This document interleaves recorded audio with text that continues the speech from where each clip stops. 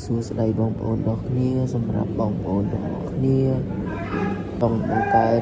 វីដេអូសម្រាប់អាប់ឡូតចូលទៅក្នុង Channel YouTube ខ្ញុំលើកទឹកចិត្តឲ្យបងប្អូនទាំងអស់គ្នាបង្កើត Content Original ដល់ខ្លួនឯង Content Original ដល់ខ្លួនឯងហ្នឹងគឺមានន័យថាបង្កើតវីដេអូដោយផ្ទាល់ដៃថតដោយផ្ទាល់ដៃឬថតនឹងកាមេរ៉ាឬក៏ទូរស័ព្ទចឹងមានន័យថាវីដេអូរបស់យើងគឺអាប់ឡូតទៅគឺមិនមានបញ្ហាជាប់ copyright ទឹកចិត្តឲ្យបងប្អូនទាំងគ្នាបង្កើតដោយខ្លួនឯងកាត់តដោយខ្លួនឯងផុសដោយខ្លួនឯងបើសិនជាបងប្អូនចូលចិត្តបង្កើត content ដូចជាធ្វើម្ហូបការដើរលេងកម្សាន្តប្លុកអីជាដើមនិយាយរួមឲ្យតែបងប្អូនចូលចិត្ត